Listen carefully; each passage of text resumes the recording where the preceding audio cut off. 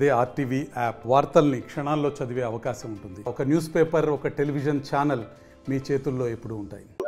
నంద్యాల గౌరవ ఏఎస్పీ గారిని కలవడానికి నేను శ్రీశైలం మాజీ ఎమ్మెల్యే శ్రీ శిల్పా చక్రపాణి రెడ్డి గారి ఇద్దరం కూడా కలిసి రావడం జరిగింది. ముఖ్యంగా నియోజకవర్గంలోని ఎటువంటి సమస్యలు వారి దృష్టికి కూడా తీసుకెళ్ళడం జరిగింది. ఒక ఐపీఎస్ అధికారి నేరుగా పోస్టింగ్ ఇక్కడికి రావడం నిజంగా ఒక శుభ పరిణామం అనే భావించాలి. మరి డ్యూటీలో కూడా ఎటువంటి అలసత్వం లేకుండా అన్యాయమైన కేసులు పెట్టద్దని చెప్పేసి చెప్పడం జరిగింది.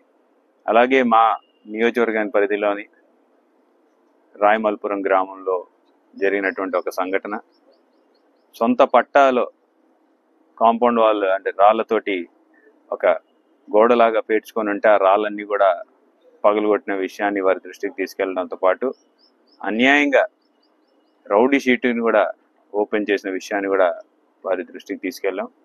అలాగే కొన్ని గ్రామాల్లో నాయకుల్ని ఏ రకంగా తెలుగుదేశం నాయకులు ఇబ్బంది పెడుతున్నారో కూడా చర్చించడం జరిగింది. మేము ఒకటే కోరుకున్నాం, చట్టం ఎవరి చుట్టంలాగా కాకుండా ఉండాలి అని చెప్పేసి, చట్టం మాత్రం ఎక్కడ కూడా అలసత్వం లేకుండా అమలు చేయాలని చెప్పేసి, అది తప్పు ఎవరిదైనా సరే స్ట్రిక్ట్ యాక్షన్ తీసుకోవాల్సిందిగా వారిని కోరడం జరిగింది. మరి మొదటిసారి నంద్యాలకు వచ్చిన తర్వాత కలిసిపోవాలన్న ఉద్దేశంతో ఇక్కడికి వచ్చి వారితోటి అన్ని విషయాలను కూడా చర్చించడం జరిగింది.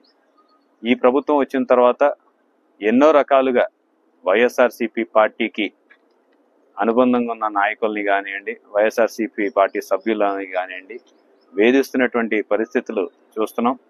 కేవలం మా నియోజకవర్గాలే కాకుండా రాష్ట్ర వ్యాప్తంగా కూడా ఇవన్నీ ప్రతిరోజు కూడా జరుగుతూ ఉన్నాయి. మరి ఇవన్నీ కూడా అణిచివేయాలంటే పోలీసింగ్ చాలా స్ట్రిక్ట్గా ఉండాలి. మరి పోలీస్ వారిని అదే విజ్ఞప్తి చేయడానికి ఇక్కడికి రావడం జరిగింది.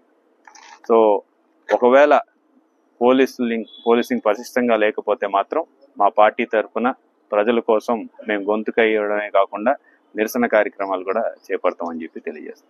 మరిన్ని వీడియోస్ కోసం ఛానల్ ని సబ్స్క్రైబ్ చేయండి. లేటెస్ట్ అప్డేట్స్ కోసం వాట్సాప్ ఛానల్ ని ఫాలో చేయండి. అండ్ లింక్ డిస్క్రిప్షన్ లో ఉంది.